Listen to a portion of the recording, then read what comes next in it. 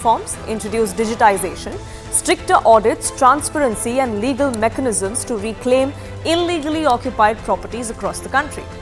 But in the last fortnight, every time the JPC has met, there seems to be fireworks. These meetings have been marred by walkouts, by verbal squabbles, even ugly clashes, bottles being broken. On most days, the JPC has reconvened and business has gone on as usual, but these disruptions have raised some questions. Opposition MPs have accused the JPC chairman of bias. This despite the fact that they have held consultations across the country with multiple organizations and its stakeholders, and that process is going to continue well into the next month as well, ahead of the next session of the parliament, which is the winter session. So here's how it all panned out over the last 2 weeks as far as the JPC on the Waqf bill is concerned. It started with walkout and boycott of the meeting on the 14th of October this year. The reason why the opposition did that is because they didn't want the Anwar Manipari reports to be presented in this particular JPC. They said there was no relevance. There were also conversations about Mallikarjun Kharge's name in that report. That was something that the Congress members of parliament, part of this JPC, objected to. The day after that, on the 15th of October, opposition members of parliament again walked out. They accused the BJP of misconduct. BJP MPs used derogatory language against us is what many of them alleged, which is why they walked right out. 22nd October is perhaps the day where the worst scenes were seen as far as this JPC meeting goes. TMC's Kalyan Banerjee broke a glass bottle. Today he came out and justified that as well. There was a heated exchange between BJP's Abhijit Gangopadhyay and TMC's Kalyan Banerjee. A bottle was then smashed on the table as a sign of protest, and we saw Kalyan Banerjee then walk out with bandages on 2 of his fingers. On 28th of October, which is yesterday, there was drama once again at this JPC meeting. Opposition members of parliament objected to certain judges testifying before this panel. They walked out, and during that walkout, there was some heckling that took place of certain judges as well. These judges were accused of bias by opposition members of parliament, specifically Justice Dhingra. Their stance was questioned. Why their opinion was being taken at all was also a question that was raised by some of these MPs. Today, once again, there were war of words between BJP and opposition MPs when the meeting convened. The reason for that was that there were Waqf Board representatives from different states, including Delhi, that were to make their case in front of the JPC today. When the Delhi Waqf Board report was presented, there were allegations that were made that it was done so without the Chief Minister's approval. There, again, it was said that the CM's approval is not required. The LG had approved that, and there were fireworks once again. Now, these deliberations come at a time when there are multiple instances of excesses or alleged excesses by Waqf boards that have come to the fore from across the country. At least 5 such allegations of land grab by the Waqf board have been made since August this year itself. In August 2024 this year, an entire village in Govindpur, Bihar was declared as Waqf property, which was done unilaterally is the allegation. In September, the Waqf claimed ownership of 6 Hindu temples in Delhi, and there was huge furor over that. September this year again, Waqf Board claims 200 properties as their own here in the national capital. Now come to this month in October, which is just about to end. The Waqf Board in Gujarat claimed ownership of 31 civic body properties in Ahmedabad, only for the civic body to realize that this was government property. The most recent instance, of course, is what's happening in Karnataka. Waqf Board has claimed farmers' land in Karnataka's Vijayapura. There was a hue and cry which was exposed right here on CNN News 18 for you. There was pressure on the Congress government in Karnataka. So mutations that were done to land records have been cancelled. Today, the Chief Minister has come out and made a U-turn as well, saying that no land of any farmer is going to be taken because there was pressure that was mounting on the state government for over allegations of being complicit with this agenda that the Waqf was trying to put forth. So while we see all of these instances coming to the fore, and while we see a showdown take place inside the JPC meetings, which are meant to deliberate on a law that is expected to stop exactly this, the question we want to ask on Plain Speak is this merely an attempt to derail reform then?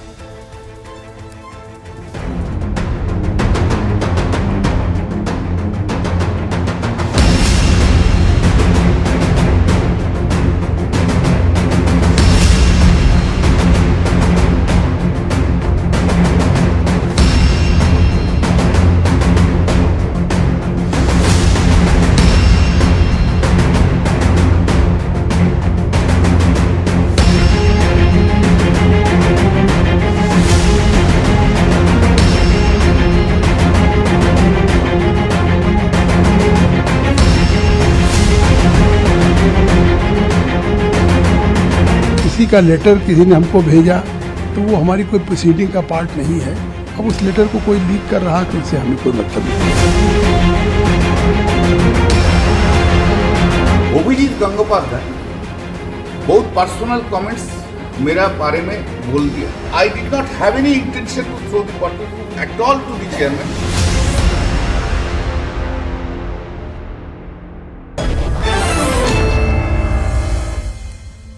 Let's open this up. Pradeep Bhandari, national spokesperson of the BJP, is with us. Adil Hassan, national spokesperson of the AIMIM. Tausif Khan, advocate and a political analyst. Sanjay Rana, political analyst, with us as well. Adil Hassan, let me begin by asking you, why do you think we're seeing these disruptions in the JPC? These meetings are meant to deliberate on what changes can be made to this law that is being deliberated upon. But if all we see is walkouts from the opposition ranks, then are we going to have anything productive come out of it? Ma'am, सबसे पहले पूछना चाहते हैं, अमित शाह जी ने किस बुनियाद पे बोला था कि मैं लोकसभा में विंटर सेशन में पास करा दूंगा, जब चेयरमैन हैं जगदम्बिका पाल साहब, एक्स चीफ मिनिस्टर रहे, अमित शाह से ज्यादा सीनियर पॉलिटिशियन है। Let him decide who is Amit Shah to interfere in parliament proceeding. He is the home minister of the country, he don't have any right to interfere in parliament proceeding. आप home ministry का काम कीजिए ना, आप क्यों ये इस बीच में पढ़ के आपने प्रेस बयान दे दिया? और अभी बिहार में, झारखंड में, बंगाल में वक्फ की इतनी प्रॉपर्टीज अभी तक जेपीसी की कमेटी नहीं गई है। Let JPC committee come to Bihar, Jharkhand and Bengal. और आपने अभी गोविंदपुर विलेज की बात की। बिहार में जो वक्फ बोर्ड के चेयरमैन है वो जेडीयू के हैं। JDU is the natural ally of BJP and he is from last 15-18 years he is chairman. और वो आपको मैं बता दूं, बिहार में एक बिस्पी है, वहां पर बीजेपी का एमएलए वक्फ बोर्ड की जमीन पर स्कूल नहीं बनने दे रहा है।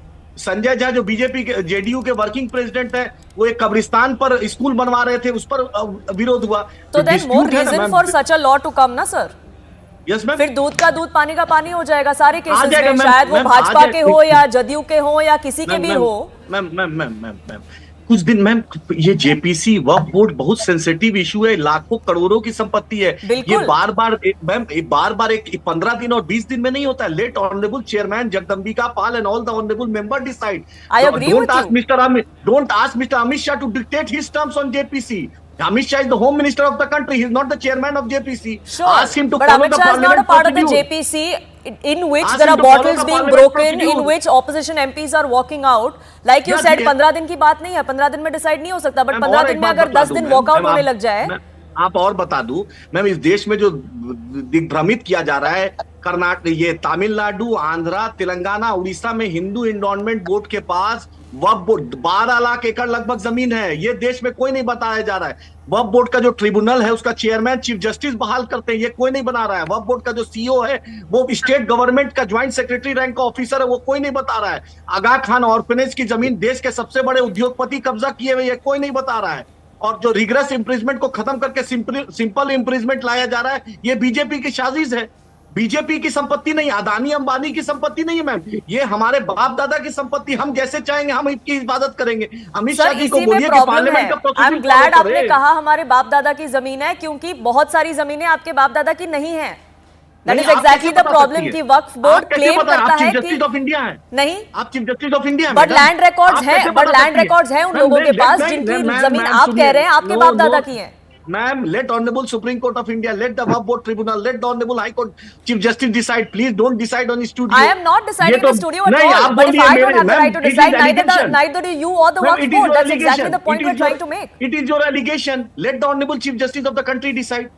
Let the honorable Supreme Court decide. Sure, let the laws in this country and the judiciary in this country decide that.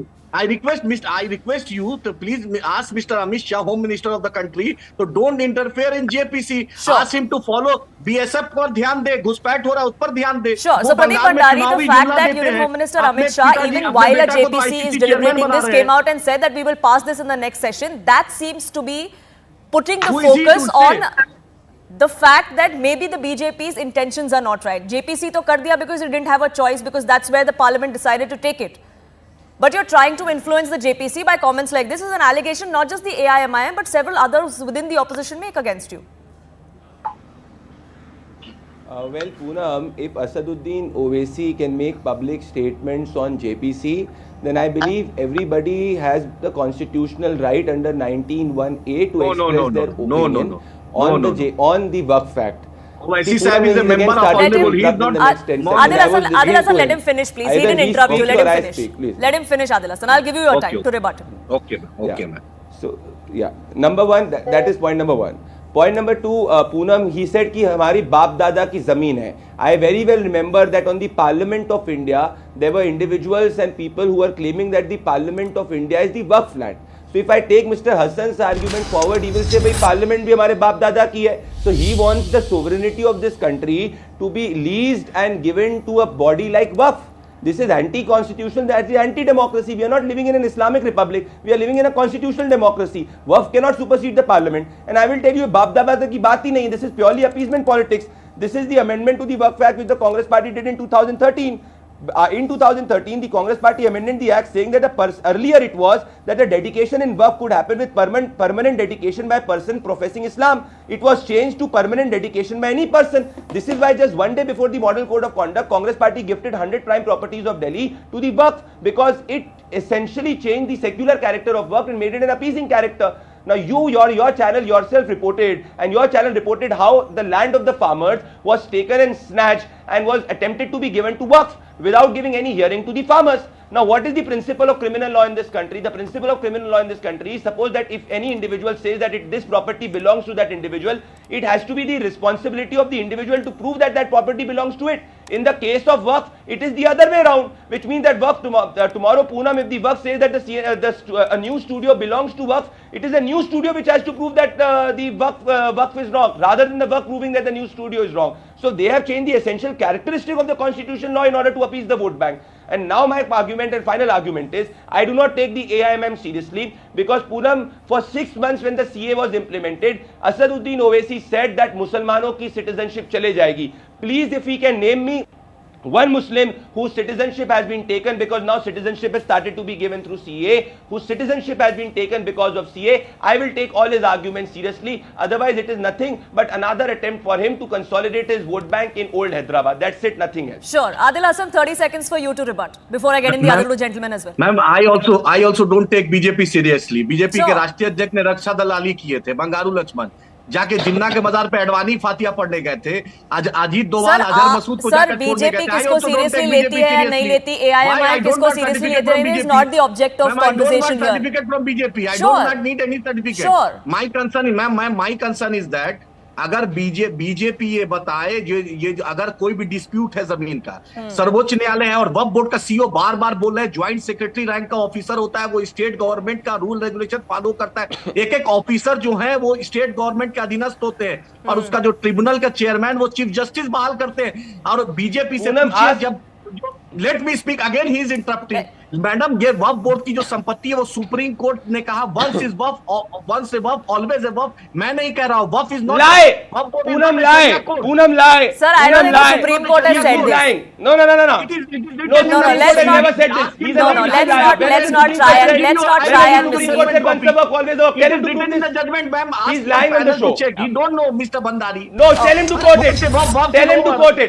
Tell him to quote the judgment if the Supreme Court has said once a waqf, always a waqf. He's I am lying. not here to answer you, Mr. Bandari. I am not here to answer you. Quote the judgment. How can he lie on the Supreme Court? रक्षा दलाली BJP का चलो यार जाओ. When has the Supreme Court? अरे भैया पढ़ के आओ यार, तुमको रक्षा दलाली बात करनी है. When has the Supreme Court said? See, Poonam, what is this level of debate? He's acting as a Sarabcha Gunda who comes on debate. Okay, let's not take personal pot shots at anyone, please. Okay, let's not take personal pot shots at anyone, and let me get in the other two gentlemen as well. Okay.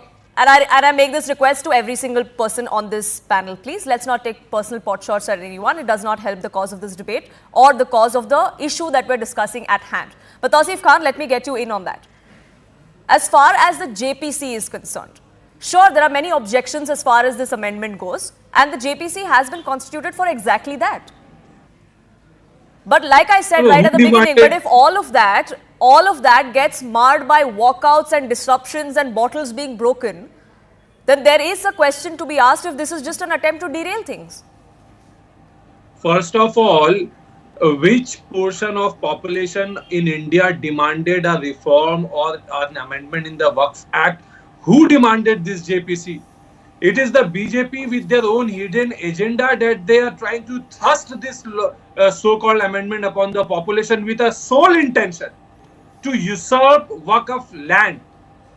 After defense, Waqf properties are the Waqf has the highest number of landed properties in the country.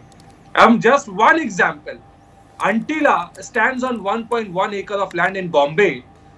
That land, before Antila was constructed, housed an orphanage and which was run by the Waqf. What was that orphanage called? I will give you the name as well. Aga Khan. Karim Bhai, 1 second. Please don't interrupt. Ibrahim Khoja Yatim Khana. Karim Bhai Ibrahim Khwaja Orphanage. That is what was housed in that 1.1 acre land where today Antila stands, arguably one of the most expensive house in the world, where the biggest industrialist lives. This is called land encroachment. And for this exact reason, Waqf Act was introduced by the government on demand of people, that Waqf properties were being usurped, were being encroached, were being taken over by the And what about allegations? And what about allegations in the other way around? Should those not be investigated? What allegation? That the Waqf is encroaching on land that belongs to someone else. Come on, we are all educated people. So you're saying these allegations are not true at all? That Waqf is trying to claim land as their own, which is not theirs. Waqf, how can Waqf Board try and claim land which did not belong to it? It is the Waqf Board. Because at least for 41 farmers in Karnataka, they have land ownership records, but overnight there is a column 11 that's added in that document, as we've shown here on CNN News 18, which adds Waqf as a claimant to that property. Because hasn't happened for 30-40 years. Happened in the last 2 weeks. Wait, let me complain. Waqf Act was introduced just 30-40 years ago, and the land has been dedicated as Waqf from hundreds of years. And it is a requirement under the law that all the Waqf properties will now be listed, will be brought on record under the Waqf Board. It will be listed, and that process is going on. What is wrong in that? Only if the land had been a Waqf property, they will be included in the list. There is proper documentation to that. So how are they included in the list? Just to clarify for me and our viewers, if you want to, it is people like Mukesh Ambani who will want Waqf land. How does the Waqf say this is Waqf land? Is my question. It is. I'm giving you the answer. Only people like Ambani, only people who have encroached upon the properties of the Waqf would want the Waqf Board to go away, would want amendment in the Waqf Act. You're not answering my question. To their encroachment. You're not answering my question. How does Waqf declare a piece of land as mine? I am a farmer from Karnataka. I have documents of 3 generations of my family owning that land, farming on that 14 acres of land. In the last 1 week, there is a document with the Revenue Department which has a column added to it which says this is Waqf property also. How has the Waqf decided now this is my property? What is the law? One can be an occupier of the land but not be the owner. Now Waqf under the Waqf concept, the ownership lies with the Almighty, and that land may be leased out. That land may be licensed to someone to carry out some work. That does not make that person, that does not make that occupier to be the owner of the land. Ownership rests with the Almighty because it has been dedicated as a Waqf land. Anyone who is in possession cannot claim to be the owner of the Waqf land just because they have been in the possession of the land. That's exactly what the problem is. That goes against the legal principle. That's exactly what the problem is. The principle of adverse possession does not apply in Waqf land. Waqf land does the principle of adverse possession does not defeat the Waqf law. That's exactly what seems to be the problem, and that's exactly why there is deliberations in that JPC that are taking place. But Sanjay Rana, let me get you in as well. You've been listening to all sides. Waqf cannot encroach any land, but other people have encroached upon Waqf properties, which is why Waqf is the victim here and not the accused as is being painted. That's the allegation. Poonam, good evening and good evening to fellow person. Absolutely, is very surprising to hear from Mr. Tausif and AIM Pravakta. If I'm going to ask the 2 questions. Question number 1, how much taxpayers are there? Muslims are paying tax in taxpayers 0.4%. Okay, but still they are donating the land. Number one. Number two, if we look at the numbers, there was in 80s and 70s and 80s, the Waqf land was. Sir, hang on.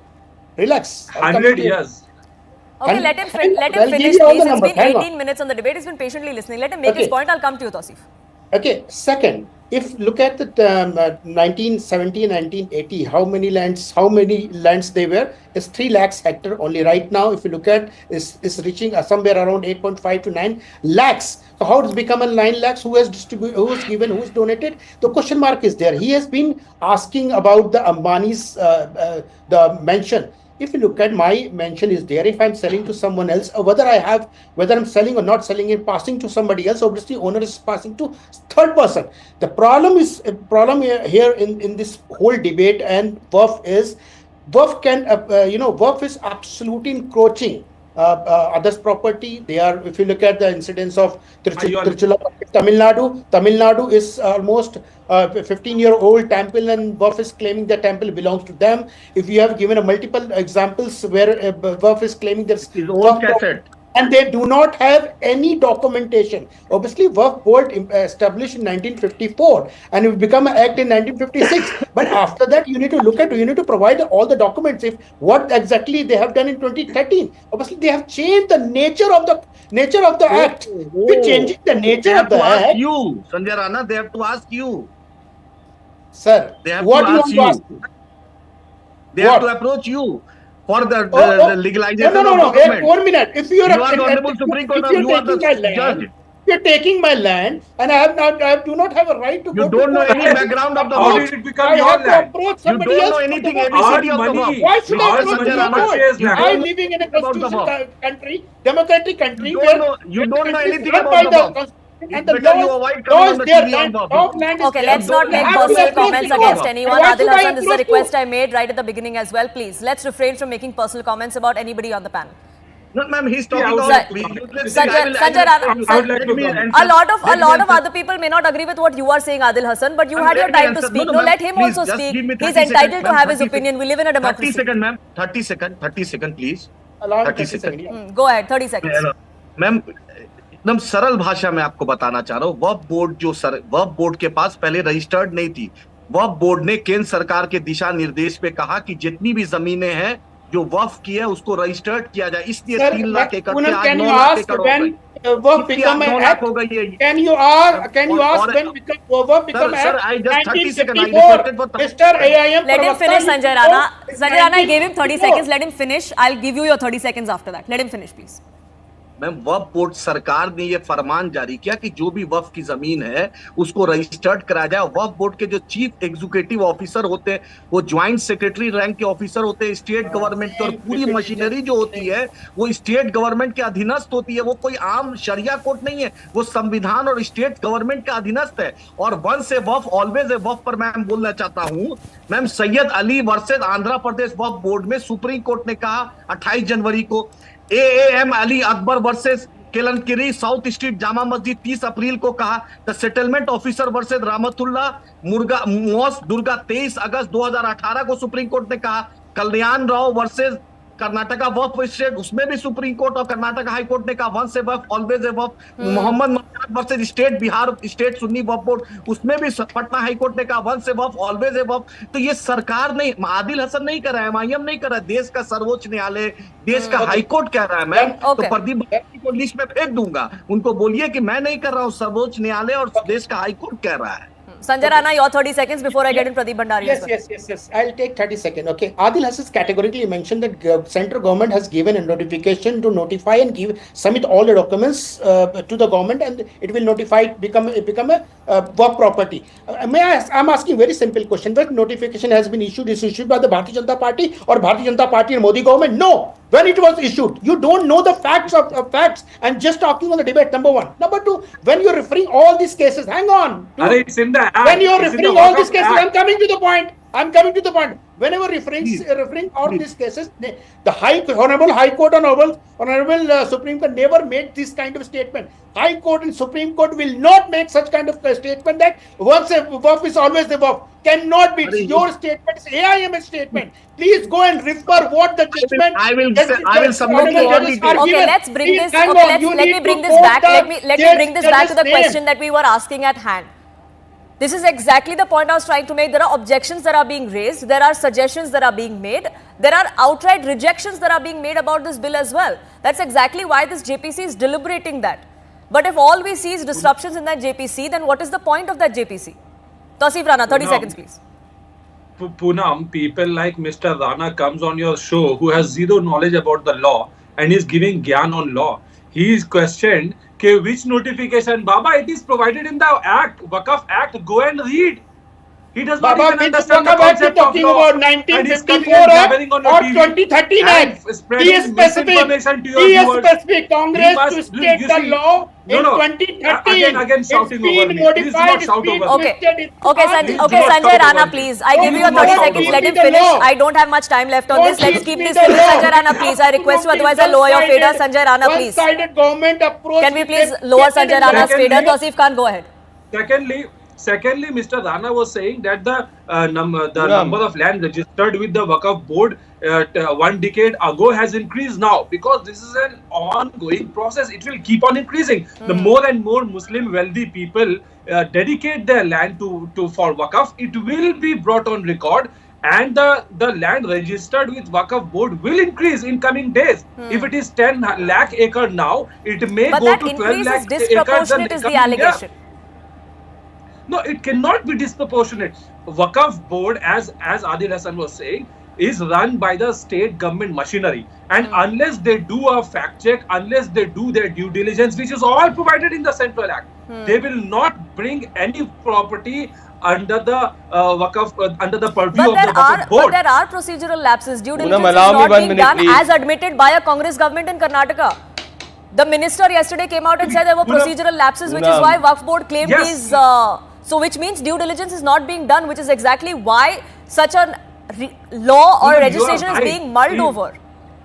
In one case, in particularly this one case where several acres of land was erroneously mentioned in one of the notification, which the Karnataka government clarified. Not just the notification, there were mutations done in the RTC as well.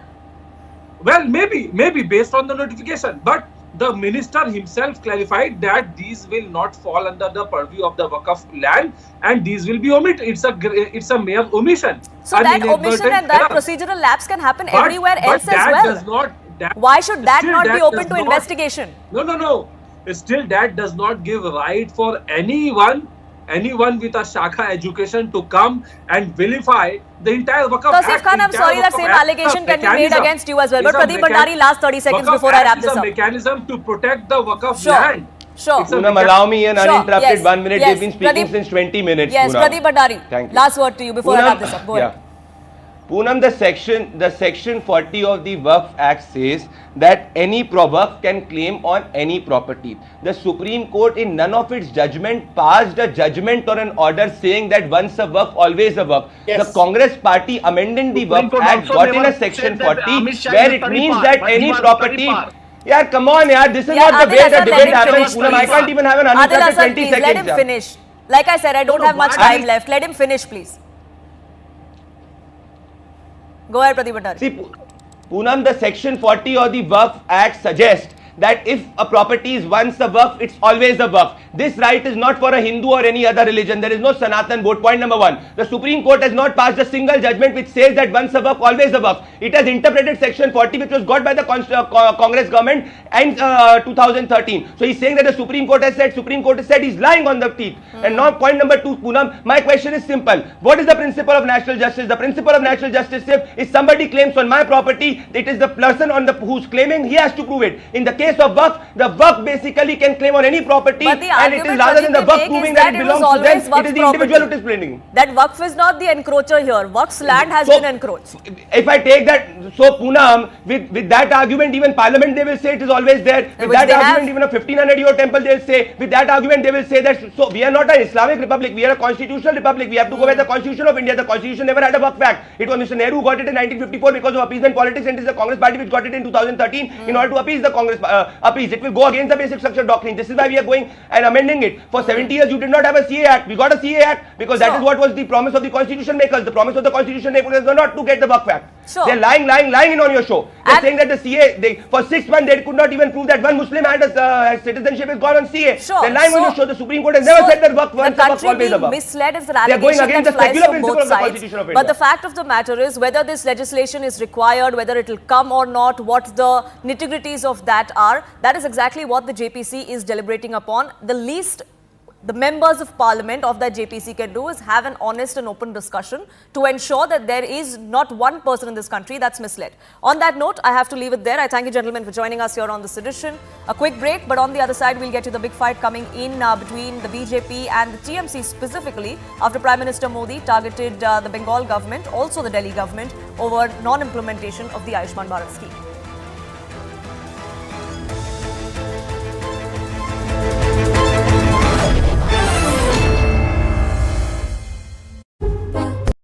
Three terrorists have been killed in the Akhnoor encounter. If you recall, yesterday morning at about 7:25 a.m., Monday morning at about 7:25 a.m. at the Shiv Asan temple in the Sundarbani area of Akhnoor, the first contact was made with these terrorists. Now what we know so far is that these terrorists got in touch with some locals. There were some school-going students who first saw these terrorists allegedly entering the temple with their shoes on.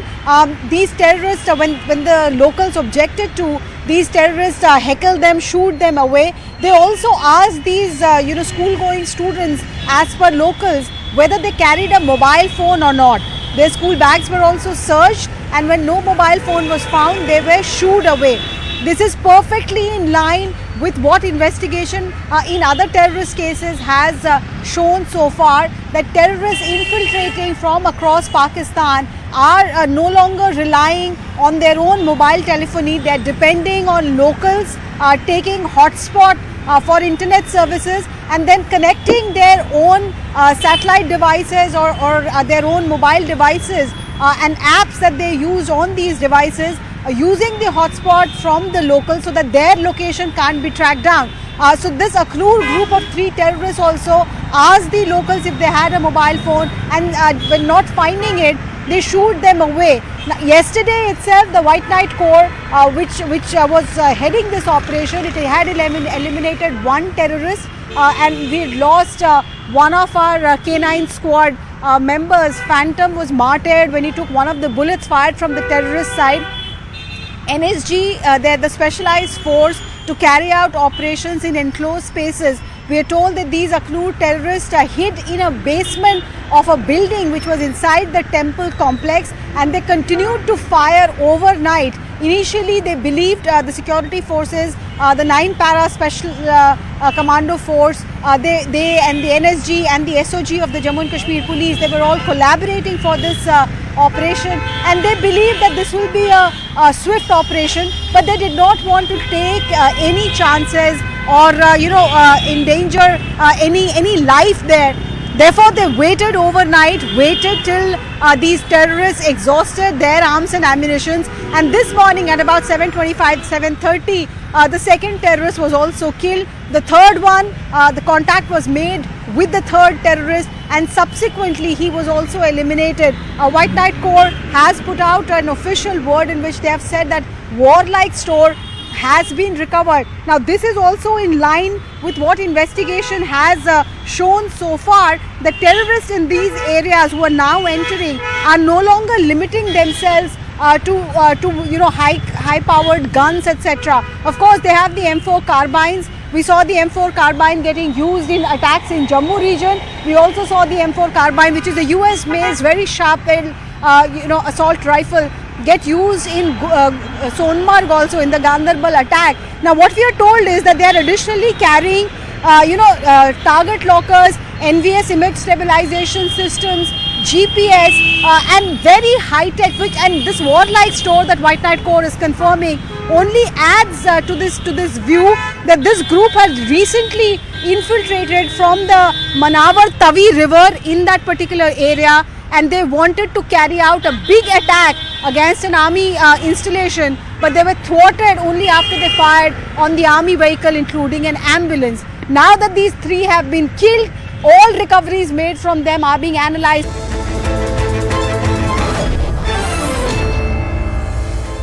Thank you for staying with us. Today is Dhanteras. It marks the beginning of Diwali. It also gives us a reminder that good health is something that you must focus on. On this particular day, the country celebrates Ayurveda Day as well. And on such a day, the Prime Minister today, while he was launching developmental works and projects, he also extended the Ayushman Bharat cover to all senior citizens above the age of 70. But while he was doing that, there was a political war of words that took place because the Prime Minister attacked the TMC and the Aam Aadmi Party, the two governments in Delhi and in West Bengal. The Prime Minister said that I apologize to the elderly because in these two states, they cannot avail facilities under the Ayushman Bharat scheme, and it's because of the politics of these two opposition parties why people of the country are hurting, and the Prime Minister is pained by that. Now, that was an allegation that met with a quick rebuttal from both those sides. In fact, what the government has then put forth as far as a fact file of the Ayushman Bharat scheme is that here's how the scheme works. Basically, it is a 60-40 ratio as far as bearing the cost is concerned, 60 by the centre, 40 by respective states. Delhi and West Bengal have refused to implement this scheme since it came into being in 2019. These are the only two states that remain a holdout. They're unwilling to bear that 40% cost. They want the centre to bear the entire cost. They say we already have a scheme that is exactly the same. But if the centre or the Prime Minister specifically wants to claim credit, then the centre should bear the cost for it. What's interesting is that there are other opposition-ruled states that are looking at these particular schemes as far as Ayushman Bharat goes. In fact, there are top 4 performing states in this particular scheme. 3 of them are opposition-ruled. Karnataka and Kerala, the best performing as far as hospital admissions go under this particular scheme, are also opposition-ruled states. So then, is this about opposition to what the central government is doing, or is this merely hatred for Modi as the BJP alleges? Is politics preceding policy is the question we want to ask.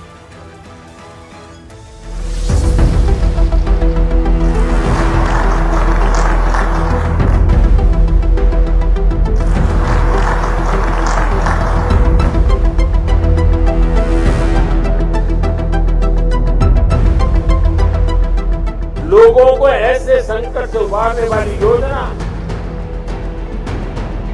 पहले कभी नहीं बनी।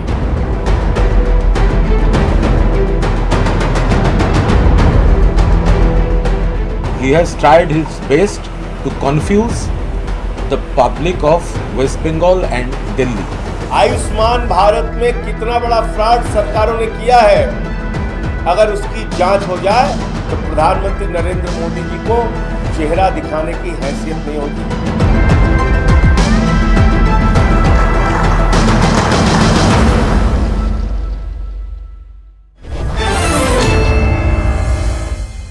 Let's open this up. Pradeep Bhandari, national spokesperson of the BJP, continues to be with us. Political analyst Sanjay Rana and Tausif Khan, advocate, also with us in this broadcast. Tausif Khan, I want to begin by asking you, there are only 2 states that are holdouts of this particular scheme since it came into being in 2019, Delhi and West Bengal.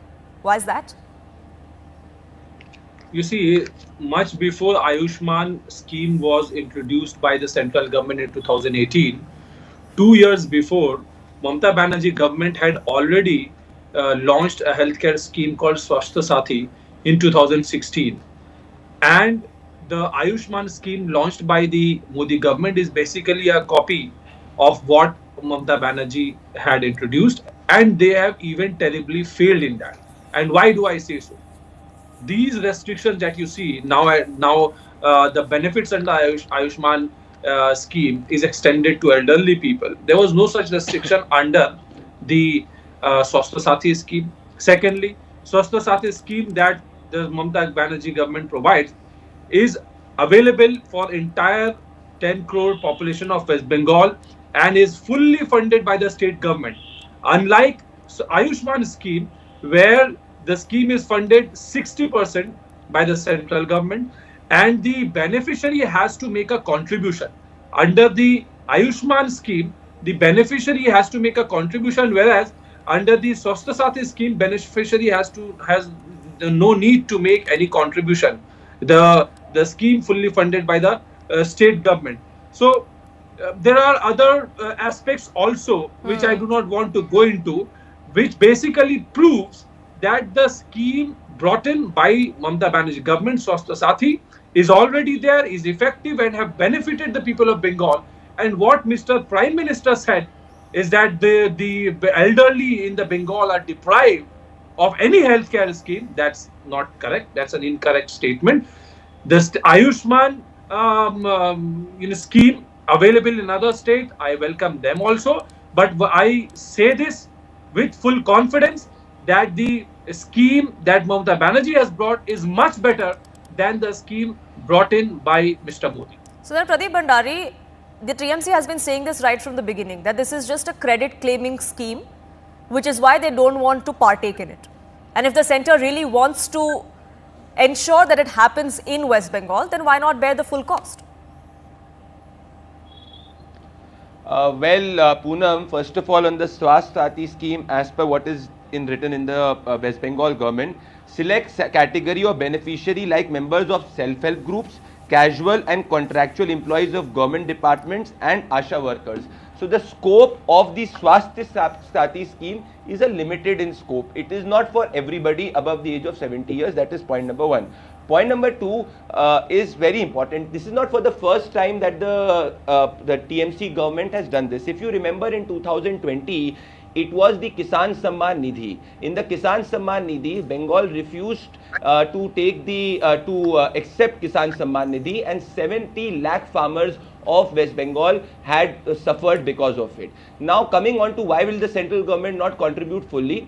Any central scheme is not at all contributed fully. There is a percentage of the state contribution and there is a percentage of the central contribution. And allow me to explain it with simple example. For example, on another point, on the Ministry of Rural Development, when UPA was in power, UPA allocated around 80,000 crore to Bengal. We allocated 2 lakh crore to Bengal under various schemes. So historically, based on the federal system, the central government, in any scheme, it has happened historically, will always allocate a percentage of it, and the state will further contribute another 25, 30, 35%. So this is how the federal setup is. But my question is that a scheme which is as extensive as Ayushman Bharat, what is preventing Mamata Banerjee to allow it? It is purely because Mamata Banerjee's insecurity. Mamata knows that if Ayushman Bharat benefits reach to the people of Bengal, the elderly of Bengal, Mamata Banerjee's quote-unquote vote or welfare vote might move away from her. And this is not for the first time Mamata has done. She did the same thing even with Kisan Samman Nidhi. She's done it with other central schemes. But Pradeep, as far as opposition states are concerned, the Odisha, until the BJD was in power, was also against implementing the Ayushman Bharat scheme for the exact same reason. So then the allegations that you make against the TMC and West Bengal, are they the same that you make against Naveen Patnaik as well? It's a difference. No, it's a difference. Mamata Banerjee has not pointed her opposition to only this scheme. If you look at the trajectory of the opposition of Mamata Banerjee's scheme, it has also happened with the Kisan Samman Nidhi. Mamata Banerjee has opposed any and every central scheme only on the premise because she feels that if a benefit of the central scheme reach the people of Bengal, it is her vote which might move away. She is looking at it from a political point of view. We are looking at it purely from a development point of view. Is it from a political point of view, Tausif Khan? Absolutely not. You see, Mamata Banerjee and Narendra Modi are political adversaries. Entire country knows that. But Mamata Banerjee has ensured that for politics, the people of state must not suffer. And it is for this reason that she already have the Swasthya Sathi scheme already in place 2 years before Ayushman scheme was introduced. And what Mr. Pradeep Bhandari was saying is absolutely false and untrue, that it was restricted only to a certain group. I live here. Maybe Mr. Bhandari has not visited Kolkata or visited anywhere in Bengal. That is why he is saying so. I was personally involved in at least maybe a dozens of cases where I have seen that people have received benefits and they were outside the category that Mr. Bhandari has just said. Therefore, it is a plain lie that Mr. Bhandari is speaking, and I can say it from my own personal knowledge. 30 seconds, Pradeep, if you want to respond before I get in Sanjay Rana as well. Yeah, 30 seconds. Again, I'll reiterate it for my friend from the TMC. Ayushman is an all-extensive scheme. Every elderly above the age of 70 years is eligible to the Ayushman benefit. That is not the case with Swasth Sathi, sir. I am not an outsider to Bengal. My family, my in-laws family resides in Bengal. I have a grandmother. I have my wife's mother, great grandmother, who lives in Bengal, and she has not got the benefit under quote unquote your scheme because it is not all pervasive for everybody above the age of 70 years. That is point number one. Now, let me just end by 10 seconds on how Mamata Banerjee is looking at renaming schemes. Swachh Bharat Mission launched. Mamata Banerjee renamed it as Nirmal Ghar in Bengal. National Rural Livelihood Mission, it became Andhara. PM Gram Sadak Yojana, Banglar Gramin Sadak Yojana. PM Awas Yojana, Banglar Griha Kripalka Yojana. So again I reiterate, if I go into this part of renaming, it is Mamata Banerjee who is doing so. What is the harm if Ayushman benefit reaches the elderly of Bengal? So Sanjay Rana, is this just a your credit versus my credit kind of a situation? Because those allegations are the same, irrespective of which way they are turned. Poonam, again, I'm saying if any benefit which is giving to people of India or citizen of any state or citizen of this country, obviously we need to pass it to them above politics. We should not do the politics, helping, creating a problem for helping people. But we need to understand what is the difference between the two schemes. Anyway, Pradeep Bhandari has specifically explained what is the difference. Basic difference is one is above 70% you get the treatment. But if you look at the what's called this Swasthya Sathi card scheme, if you're not a permanent resident of Bengal, you will not get benefit, number one. Number two, if you are not enrolled in, if you are enrolled in another government health insurance scheme, you are not eligible for that. Number three, member family of covered by the group medical insurance scheme of employment of central government. If suppose anyone is living in West Bengal, employs the central government, he will not get the benefit. What is not creating a discrepancy, differentiated between the two people or two citizens of West Bengal. Number four, the employee of the central government and state government who receive a medical allowances are not eligible for this one. This is the 2-3 point which I have highlighted. I am saying my point is very categorically very simple and straight to both of them. If anything which is going and benefiting people of this country, obviously we need to pass the benefit. If anyone is going age of above 70 and it's being hospitalized, is poor, then how will you get the benefit? Why state scheme or central scheme? The point is that it needs to benefit those who need it the most, and that really should be the agenda for every single party, irrespective of political party lines. I leave it at that. I thank you, gentlemen, for joining us here on this edition. Time for a quick break on Plain Speak, but on the other side, we'll get you the first Diwali in Ayodhya after Ram Mandir, and Ayodhya is all decked up. We'll get you a live report from them.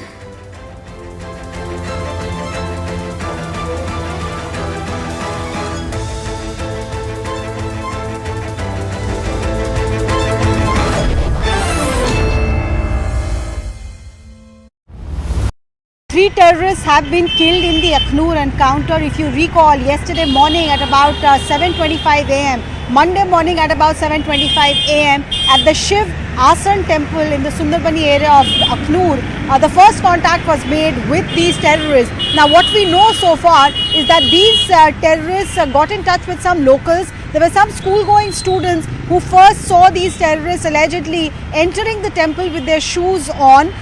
These terrorists, when the locals objected to these terrorists, heckled them, shooed them away. They also asked these, school-going students, as per locals, whether they carried a mobile phone or not. Their school bags were also searched, and when no mobile phone was found, they were shooed away.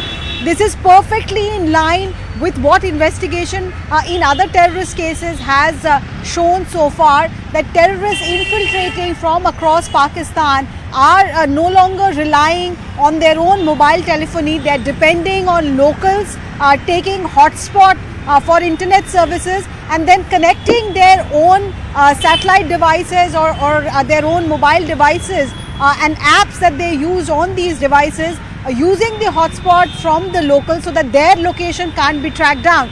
So this Akhnoor group of 3 terrorists also asked the locals if they had a mobile phone, and when not finding it, they shooed them away. Now, yesterday itself, the White Knight Corps, which was heading this operation, it had eliminated 1 terrorist, and we had lost one of our K9 squad members. Phantom was martyred when he took one of the bullets fired from the terrorist side. NSG, they're the specialized force to carry out operations in enclosed spaces. We are told that these Akhnoor terrorists are hid in a basement of a building which was inside the temple complex, and they continued to fire overnight. Initially, they believed the security forces, the 9 para special commando force, they and the NSG and the SOG of the Jammu and Kashmir police, they were all collaborating for this operation, and they believed that this will be a swift operation, but they did not want to take any chances or endanger any life there. Therefore, they waited overnight, waited till these terrorists exhausted their arms and ammunitions, and this morning at about 7:25, 7:30, the second terrorist was also killed. The third one, the contact was made with the third terrorist, and subsequently he was also eliminated. White Knight Corps has put out an official word in which they have said that warlike store has been recovered. Now this is also in line with what investigation has shown so far. The terrorists in these areas who are now entering are no longer limiting themselves to high powered guns, etc. Of course, they have the M4 carbines. We saw the M4 carbine getting used in attacks in Jammu region. We also saw the M4 carbine, which is a US made very sharp assault rifle, get used in Sonmarg also in the Gandarbal attack. Now what we are told is that they are additionally carrying target lockers, NVS image stabilization systems, GPS and very high tech, and this warlike store that White Knight Corps is confirming only adds to this view that this group has recently infiltrated from the Manavar Tavi river in that particular area, and they wanted to carry out a big attack against an army installation, but they were thwarted only after they fired on the army vehicle, including an ambulance. Now that these 3 have been killed, all recoveries made from them are being analyzed to understand whether there are more people part of their group. The intelligence input seems...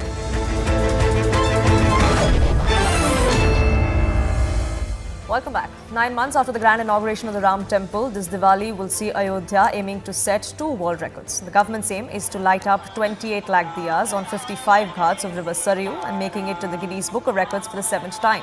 They're also trying to set a new world record, that is 1100 Vedacharyas performing Aarti by the Saryu Ghat. And CNN News 18 is on ground there. From now till the end of Diwali, we are going to be seeing these scenes from the temple town there. Arun Dhanta, my colleague, joining us from the Lata Mangeshkar Chowk. Arun, over to you, if you could take us through the mood there.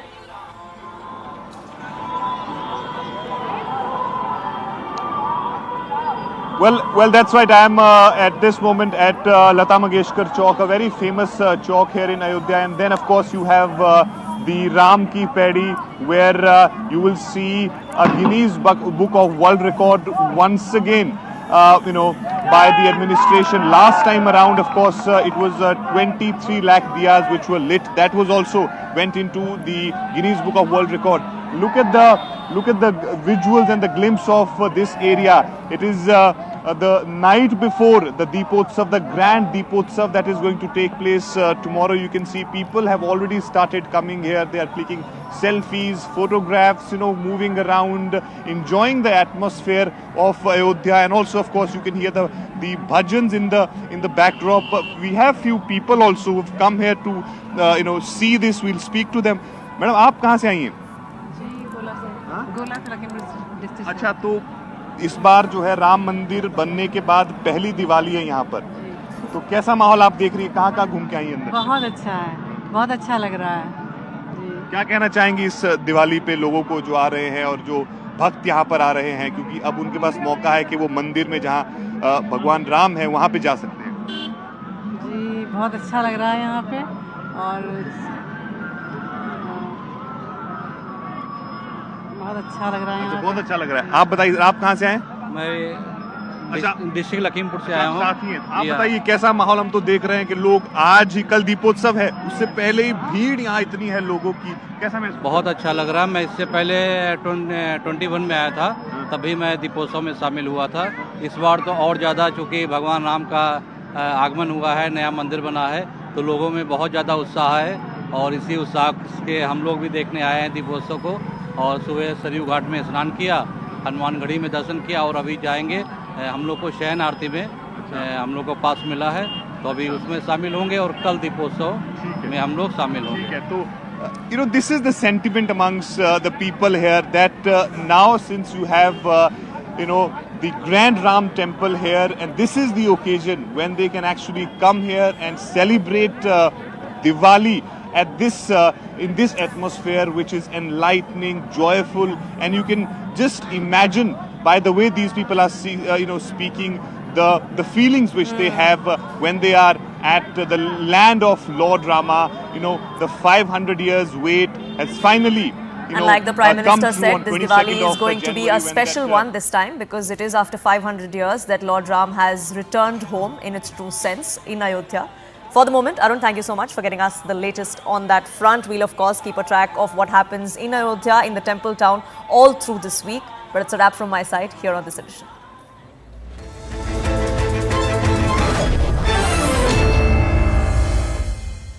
Brought to you by 3 terrorists have been killed in the Akhnoor encounter. If you recall, yesterday morning at about 7:25 a.m., Monday morning at about 7:25 a.m. at the Shiv Asan temple in the Sundarbani area of Akhnoor, the first contact was made with these terrorists. Now what we know so far is that these terrorists got in touch with some locals. There were some school-going students who first saw these terrorists allegedly entering the temple with their shoes on.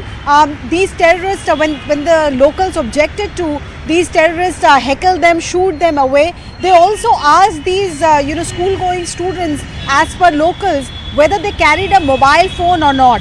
Their school bags were also searched, and when no mobile phone was found, they were shooed away. This is perfectly in line with what investigation in other terrorist cases has shown so far, that terrorists infiltrating from across Pakistan are no longer relying on their own mobile telephony. They are depending on locals, taking hotspot for internet services, and then connecting their own satellite devices or their own mobile devices and apps that they use on these devices, using the hotspot from the locals so that their location can't be tracked down. So this Akhnoor group of 3 terrorists also asked the locals if they had a mobile phone, and when not finding it, they shooed them away. Now, yesterday itself, the White Knight Corps, which was heading this operation, it had eliminated 1 terrorist, and we lost one of our K9 squad members. Phantom was martyred when he took one of the bullets fired from the terrorist side. NSG, they're the specialized force to carry out operations in enclosed spaces. We are told that these Akhnoor terrorists hid in a basement of a building which was inside the temple complex, and they continued to fire overnight. Initially, they believed the security forces, the 9 para special commando force, they and the NSG and the SOG of the Jammu and Kashmir police, they were all collaborating for this operation, and they believed that this will be a swift operation, but they did not want to take any chances or you know, endanger any life there. Therefore, they waited overnight, waited till these terrorists exhausted their arms and ammunition, and this morning at about 7:25, 7:30, the second terrorist was also killed. The third one, the contact was made with the third terrorist, and subsequently he was also eliminated.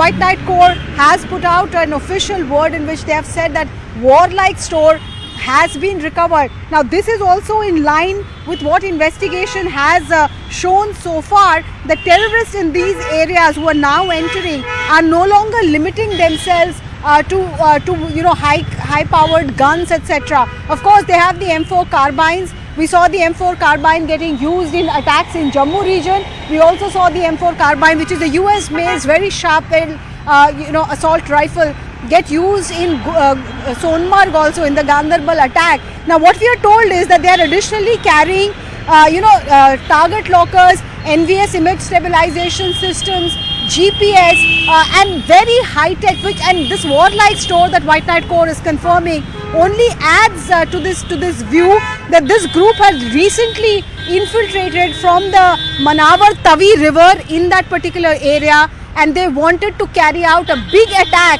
against an army installation, but they were thwarted only after they fired on the army vehicle, including an ambulance. Now that these three have been killed, all recoveries made from them are being analyzed to understand whether there are more people part of their group. The intelligence input seems to suggest that at least 15 terrorists could be active in this area. 3 terrorists have been killed in the Akhnoor encounter. If you recall, yesterday morning at about 7:25 a.m., Monday morning at about 7:25 a.m. at the ship.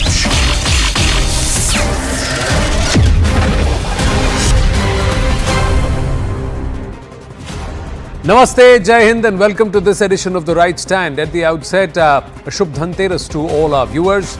Let's get on with this Tuesday edition, ladies and gentlemen. Our top focus is the battle for Maharashtra. Voting for the 288-member Maharashtra Assembly will take place on the 20th of November, and the results will be declared on the 23rd. NCP Ajit Pawar faction has fielded Nawab Malik from Mankhurd, Shivajinagar Assembly constituency.